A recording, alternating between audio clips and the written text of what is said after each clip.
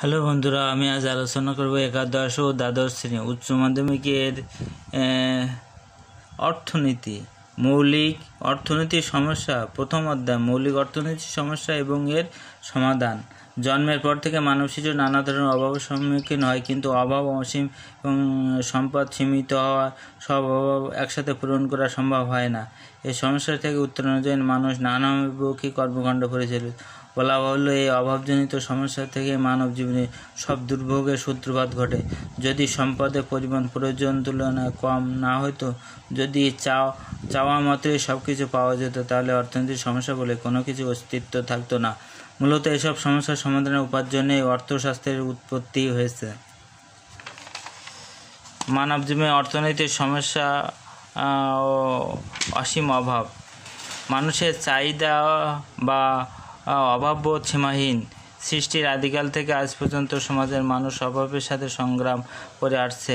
একটি অভাব পূরণ হলে আরেকটি অভাব নতুন রূপে দেখা দেয়।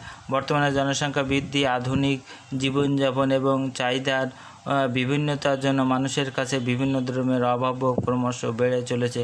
তবে মানুষের অবস্থান অনুযায়ী তার অভাবের রূপ ভিন্ন হয়ে থাকে। যেমন কারো অভাব থাকতে পারে 2 বেলা খাবার সংগ্রহ বা ছোট একটি ঘরে অথবা একটি নতুন পোশাকের। আবার কারো অভাব হতে পারে একটি কম্পিউটার বা একটি প্লাজমা টিভি অথবা একটি মোটর গাড়ি।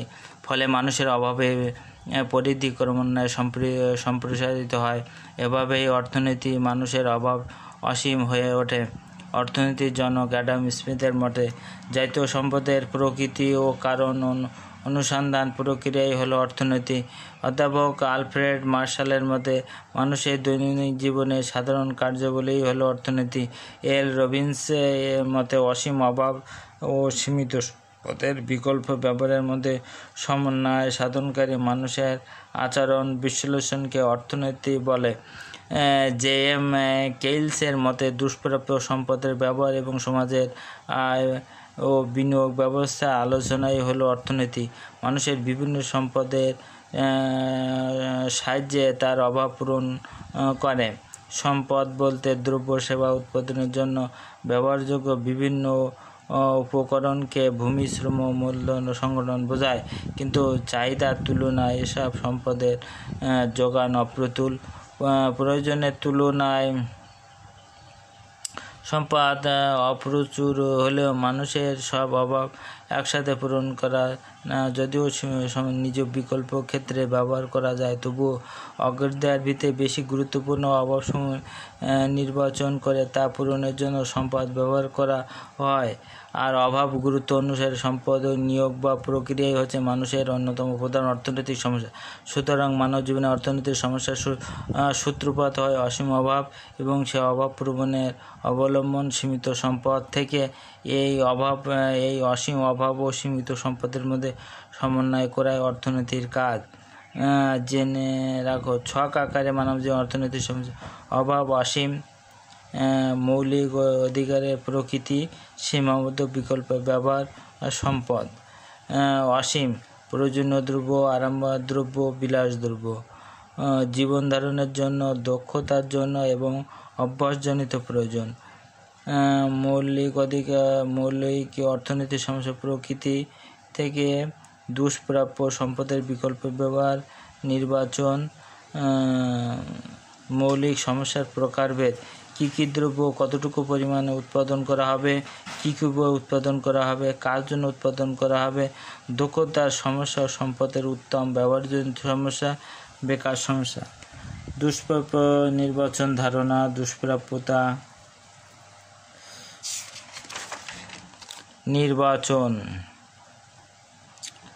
নির্বাচন মানুষের অভাব অসীম, কিন্তু এই অসীম অভাব পূরণের জন্য প্রয়োজনীয় সম্পদের যোগান অপ্রতুল। সম্পদের পরিমাণ সীমিত হলে কোনো নির্দিষ্ট সময় সকল অভাব একসাথে পূরণ করা যায় না।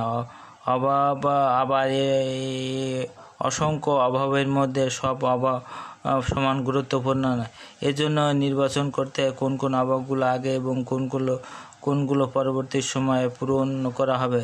সুতরাং কোনো ব্যক্তি তার অভাবগুলো গুরুত্বের ক্রমান্বয়ে সাজিয়ে অতি জরুরি এবং অভাবগুলো আগে পূরণ করে। এভাবে অসংখ্য অভাবের মধ্যে থেকে গুরুত্ব অনুসারে বিভিন্ন অভাবে বাছাইকে অভাবে নির্বাচন বলা হয়। বিষয়টি নিম্ন ছকের অসীম অভাব, সীমিত সম্পদ, অভাবে গুরুত্ব, সম্পদের সর্বোত্তম ব্যবহার, নির্বাচন। উৎপাদন সম্ভাবনা রেখা। উৎপাদন সম্ভাবনা রেখা হলো এমন একটি রেখা যার বিভিন্ন বিন্দুতে নির্দিষ্ট পরিমাণ সম্পদ ও চলতি প্রযুক্তি সাপেক্ষে দুটি উৎপন্ন দ্রব্যের সম্ভাব্য বিভিন্ন সংমিশ্রণ নির্দেশ করা হয়।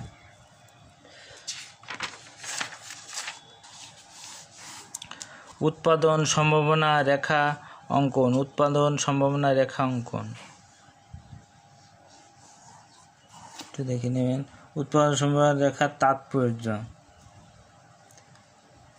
পূর্ণ নিয়োগ, পরিপূর্ণ নিয়োগ এবং নিয়োগ গ্রহীতা, বেকারত্ব। উৎপাদনের বন্টন ক্ষমতা ব্যাখ্যা: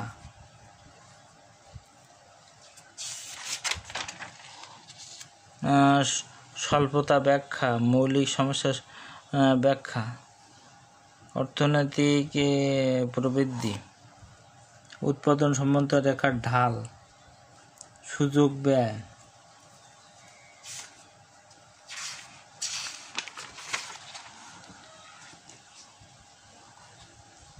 ক্রমবর্ধমান সুযোগ ব্যয়, ক্রমান্বয় সুযোগ ব্যয়, স্থিতি সুযোগ ব্যয়, সুযোগ ব্যয় তাৎপর্য নিম্নরূপ। এগুলো মৌলিক অর্থনৈতিক সমস্যা: কি উৎপাদন করা হবে, কিভাবে উৎপাদন করা হবে, কার জন্য উৎপাদন করা হবে।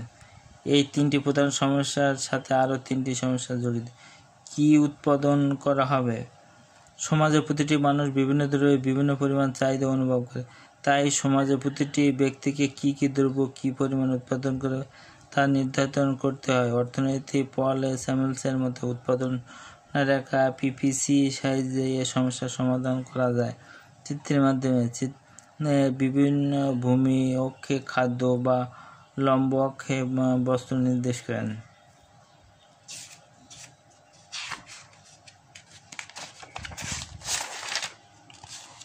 কিভাবে উৎপাদন করা হবে? একটি নির্দিষ্ট পরিমাণ দ্রব্য উৎপাদন জন্য উৎপাদনের বিভিন্ন বিকল্প সংমিশ্রণ ব্যবহার করা যায়। কার জন্য উৎপাদন? সমাজে মানুষের মোট উৎপাদনের বন্টন কীভাবে? এই সমস্যাটা শতাব্দীর 2 ইংরেজি আডাম স্মিথ এবং ডেভিড রিজের শুরু থেকে বর্তমান কালের অর্থনীতিবিদদের কাছে একইভাবে সক্রিয় রয়েছে। মানব সমাজের সম্পদের বৈষম্য থাকায় বিভিন্ন শ্রেণীভুক্ত ব্যক্তিবর্গের চাহিদার মধ্যে পার্থক্য রয়েছে। অর্থনীতির এই সমস্যাটি দেখে সামাজিক অবস্থা, অর্থনীতির কাঠামো, অর্থনীতির আদর্শের ভিত্তিতে সমাধান করা হয়ে থাকে। এক্ষেত্রে বন্টন তত্ত্ব থিওরি গুরুত্বপূর্ণ ভূমিকা পালন করে। উৎপাদন বন্টন কার্যের দক্ষতা সমস্যা: এই সমস্যাটি কল্যাণমূলক অর্থনীতির সাথে সম্পর্কিত। বন্টনের দ্বারা উৎপাদন অন্তত বেড়ে চলেছে, তবে বুঝতে হবে যে পূর্বের উৎপাদন ব্যবস্থা সুদক্ষ ছিল না। একইভাবে যদি বন্টনের ক্ষেত্রে দেখা যায় যে জাতীয় উৎপাদনের বন্টনযুক্ত দ্বারা অন্য সকলের অবস্থান পরিবর্তন না ঘটিয়ে অন্তত এক ব্যক্তির অবস্থার উন্নতি ঘটলে, তবে বুঝতে হবে যে পূর্ব বন্টন ব্যবস্থার কম দক্ষ ছিল এবং উৎপাদন ও বন্টন কার্যের দক্ষ সমস্যা পরিবর্তন করা হয়। সকল পূর্ণ ব্যবহার ও নিয়োগ সমস্যা, উৎপাদন ক্ষমতা বা বৃদ্ধি সমস্যা, সুযোগ ব্যয় ধারণাটির সীমাবদ্ধতা। অর্থনৈতিক সমস্যা সমাজের বিভিন্ন কার্যক্রম। মানুষের জীবনের অভাব অবশ্যই, কিন্তু অভাব পূরণের সম্পদ প্রয়োজনীয়তা অসীম অভাব সীমিত সম্পদের মধ্যে সমন্বয় সাধন করা হলো মানুষের অর্থনৈতিক সমস্যার সমাধানের উদ্দেশ্যে মানুষ আদিকাল থেকে চেষ্টা চালিয়ে, তবে শব্দের ক্রমান্বয়ের সাথে সাথে বহুমুখী ব্যাপকতা হয়ে অর্থনৈতিক সমস্যা সমাধানের জন্য ব্যক্তি ও সমাজে 4টি পর্যায়ে পদক্ষেপ অংশগ্রহণ করতে হয়: উৎপাদন, বিনিময়, বন্টন ও ভোগ। অর্থনৈতিক সমস্যা: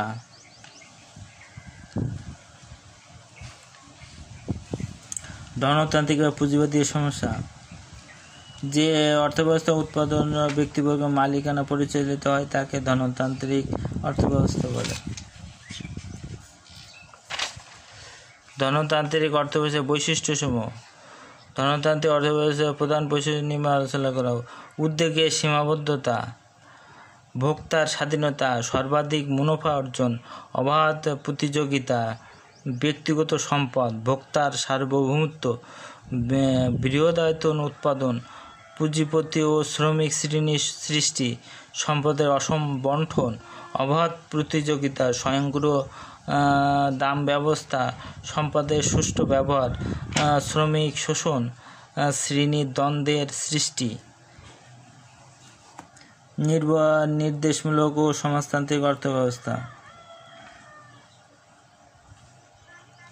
নির্দেশমূলক বা সমাজতান্ত্রিক অর্থব্যবস্থা এমন হলো যে এক ধরনের অর্থব্যবস্থা যেখানে অর্থনৈতিক কার্যক্রমের নিয়ন্ত্রণ কোনো কেন্দ্র কর্তৃপক্ষের অধীনে থাকে না। সম্পদের ব্যক্তি মালিকানা ব্যক্তির পরিবার রাষ্ট্রের কাছে থাকে। উৎপাদিত পণ্য সমাজের মানুষের কাজের পরিমাণ বা যোগ্যতা অনুযায়ী বণ্টিত হয়। নির্দেশ অর্থনৈতিক বৈশিষ্ট্যসমূহ। নির্দেশমূলক অর্থনীতির বৈশিষ্ট্য সম্পদের রাষ্ট্রীয় মালিকানা, শ্রেণী শোষণ অনুপস্থিত, বাজারে অবাধ প্রতিযোগিতা অনুপস্থিতি, কেন্দ্র অর্থনৈতিক পরিকল্পনা, আয় সম্পদের সুষম বণ্টন, কাজের পরিমাণ গুণ ও অনুযায়ী পারিশ্রমিক বণ্টন, স্বতঃস্ফূর্ত উৎপাদন পদ্ধতি, সর্বাধিক সামাজিক কল্যাণ, কেন্দ্র পরিকল্পনা, সামাজিক নিরাপত্তা, শোষণমূলক সমাজ, সুষম উন্নয়ন, মুদ্রাস্ফীতি, কর্মসংস্থানের নিশ্চয়তা, ভোক্তার চাহিদার উপর নিয়ন্ত্রণ, অর্থ সামাজিক ও রাজনৈতিক লক্ষ্যে সমন্বয় সাধন। মিশ্র অর্থব্যবস্থা। মিশ্র অর্থব্যবস্থার বৈশিষ্ট্য।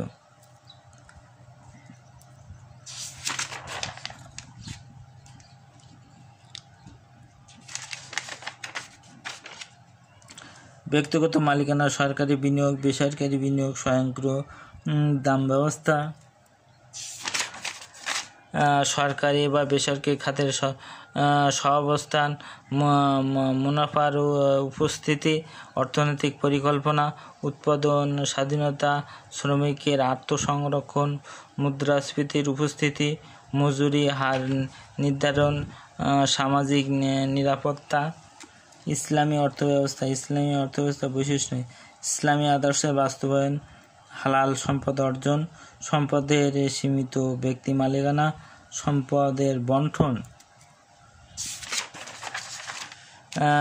করপণ্য ও পুঁজিভূত রহিতকরণ, অপব্যয় নিন্দা, সুদ ঘুষ ও মজুমদারি নিষিদ্ধ, জাকাত ও অরস ব্যবস্থা, বায়তুল মালের প্রতিষ্ঠাতা, শ্রমনীতির প্রয়োগ, সকল প্রকার শোষণ নিষিদ্ধ, সামাজিক নিরাপত্তা, সুদ প্রথা নিষিদ্ধকরণ ও ইসলামী ব্যাংক প্রতিষ্ঠা, কার্যে হাসনার পরিবর্তন, সমাজ কল্যাণ, সব নাগরিকের সংরক্ষণ। বিভিন্ন অর্থব্যবস্থায় মৌলিক অর্থনৈতিক সমস্যাগুলো সমাধানের উপায়। নিচে বিভিন্ন অর্থব্যবস্থার মৌলিক সমস্যার সমাধানের উপায় আলোচনা করা হলো। ধনতান্ত্রিক বা পুঁজিবাদী অর্থব্যবস্থা। ধনতান্ত্রিক অর্থব্যবস্থা মূলত ব্যক্তিকেন্দ্রিক অর্থব্যবস্থা। তত্ত্বগত দিক থেকে বলা যায় অর্থব্যবস্থা উৎপাদন। ধনতান্ত্রিক মূলত উৎপাদন, বিনিয়োগ, ভোগ, বণ্টন, রাষ্ট্রের কোনোরূপ হস্তক্ষেপ থাকে না, কিন্তু বাস্তব ক্ষেত্রে উৎপাদন ও বণ্টনের ক্ষেত্রে হস্তক্ষেপ থাকে, তবে তা খুব সীমিত পর্যায়ে। এবং অর্থব্যবস্থায় ব্যক্তি মালিকানার আধিক্য, উৎপাদনকারী ও ভোক্তার স্বাধীনতা বজায় থাকে। এখানে যে কোনো ব্যক্তি উদ্যোক্তার উদ্যোগের স্বাধীনতা থাকে। উৎপাদনকারী সর্বাধিক মুনাফা অর্জনের লক্ষ্য উৎপাদন কাজ পরিচালনা। এই সকল ব্যবস্থায় কোনো দ্রব্য কী পরিমাণে উৎপাদিত করা হবে, দ্রব্য বণ্টন নীতি কী হবে, ভোক্তার পছন্দ কী, সব সিদ্ধান্ত ব্যক্তি তথা বেসরকারি গ্রহণ করা হয়। ধনতান্ত্রিক অর্থব্যবস্থায় মুক্তবাজার ভিত্তিক উৎপাদন চালু থাকা, বাজার নিয়ন্ত্রণ, সম্পূর্ণ দাম ব্যবস্থার মাধ্যমে দ্রব্যের চাহিদা যোগানের ঘাত প্রতিকার, দাম নির্ধারণ হওয়াকে স্বকীয় দাম ব্যবস্থা বলে। এতে একটি নির্দিষ্ট পণ্যের চাহিদা অপেক্ষা যোগান বেশি হলে পণ্যটির দাম হ্রাস পাবে, আবার পণ্যের চাহিদা অপেক্ষা যোগান কম হলে পণ্যটির দাম বৃদ্ধি পাবে। নির্দেশমূলক অর্থব্যবস্থা, মিশ্র অর্থব্যবস্থা। বাংলাদেশের অর্থনৈতিক ব্যবস্থা। বাংলাদেশ এশিয়ার উন্নয়নশীল কৃষিপ্রধান দেশ। দীর্ঘদিনের ব্রিটিশ ঔপনিবেশিক শাসনকালে বাংলাদেশের দারিদ্র্য ও কৃষিপ্রধান ভূখণ্ডের সমস্ত অর্থনৈতিক ব্যবস্থা ছিল। তবে স্বাধীনতা লাভের পূর্বে তৎকালীন পূর্ব পাকিস্তান অর্থাৎ আজকের বাংলাদেশ ধনতান্ত্রিক অর্থব্যবস্থা প্রচলিত ছিল। তবে বর্তমান বাংলাদেশে মিশ্র অর্থনৈতিক ব্যবস্থা চালু রয়েছে। 1971 সালে স্বাধীনতা লাভের পর একটি শোষণহীন সমাজ ব্যবস্থা গড়ে তোলার লক্ষ্যে দেশের সমাজতান্ত্রিক অর্থব্যবস্থা প্রবর্তনের উদ্যোগে গ্রহণ করা হয়। এর প্রাথমিক পদক্ষেপ হিসেবে 1972 সালে 26 মার্চ সরকার জাতীয়করণ নীতি ঘোষণা করে। এই নীতি অনুযায়ী সকল মৌলিক শিল্পগুলো জাতীয়করণ করা হলেও জাতীয়করণ নীতির ব্যর্থতায় 1975-এ রাজনৈতিক পট পরিবর্তনের ফলে 1982 সালে নতুন শিল্পনীতি উদ্যোগে রাষ্ট্রায়ত্ত খাত থেকে পর্যায়ক্রমে পুঁজি প্রত্যাহারের সিদ্ধান্ত গৃহীত হয়। 1991 সালে শিল্পনীতিতে শুরু হয় জাতীয় নিরাপত্তার সঙ্গে সম্পর্কিত কতিপয় শিল্প ছাড়া অন্য সকল শিল্পই দেশি বিদেশি বিনিয়োগকারীদের সমস্ত উন্মুক্ত করে দেওয়া হয়। ফলে পরবর্তীতে কতিপয় শিল্প ছাড়া আর কোনো শিল্পই দেশি বিদেশি বিনিয়োগকারীদের জন্য উপযুক্ত করে দেওয়া হয়। ফলে পরবর্তীতে বাংলাদেশের মিশ্র অর্থনীতির সূত্রধর নিম্নে আলোচনা করা হলো। সরকারি বিনিয়োগ, বেসরকারি বিনিয়োগ, সরকারি বেসরকারি খাতের সহযোগ, অর্থনৈতিক পরিকল্পনা, সম্পদের ব্যক্তি মালিকানা, দাম প্রক্রিয়া, মুনাফা উপস্থিতি, মজুরি, শ্রমিকের আত্মসংরক্ষণ, ক্রেতা বিক্রেতা স্বাধীনতা, সরকারি নিয়ন্ত্রণ, মূলধন গঠন, সামাজিক নিরাপত্তা। এগুলো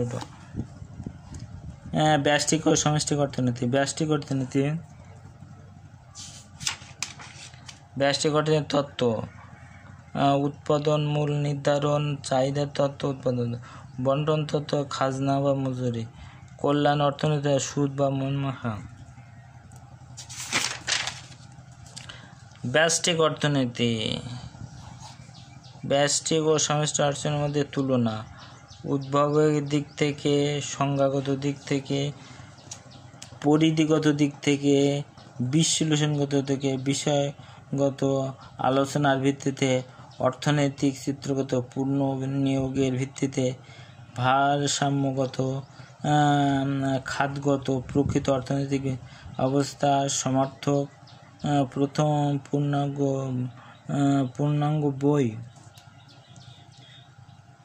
কিছু অনৈক্য, অমিল ও সাদৃশ্য থাকা সত্ত্বেও ব্যষ্টিক ও অর্থনৈতিক বিশ্লেষণ পরস্পর নির্ভরশীল, তাই একটিকে বলে ব্যষ্টিক ও সমষ্টিক অর্থনীতির মধ্যে সূক্ষ্ম পার্থক্য করা যায় না। পল ও স্যামসে বলেন, ব্যষ্টিক ও সামষ্টিকের মধ্যে কোনো বিরোধ নেই। ব্যষ্টিক ও সমষ্টিক অর্থনীতি উভয় একই মুদ্রা, এপিঠ ওপিঠ। ব্যষ্টিক ও সমষ্টিক অর্থনৈতিক পারস্পরিক গুরুত্ব: এর মাধ্যমে প্রধান শব্দভিত্তিক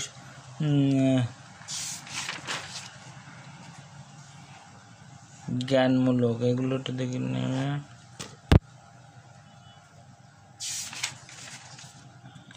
অনুধাবনমূলক অর্থনীতির সকল অবপূর্ণ।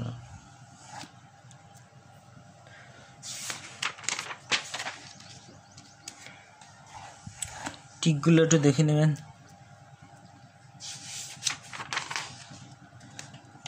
বন্ধুরা, আমার ভিডিওটি ভালো লাগলে লাইক এবং সাবস্ক্রাইব দেবেন।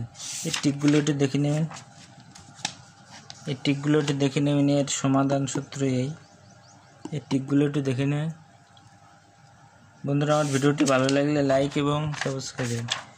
টিকগুলো একটু দেখে নেবেন। এই সবকটা আমার ভিডিওটি ভালো লাগলে লাইক এবং সাবস্ক্রাইব দেবেন। এগুলো তো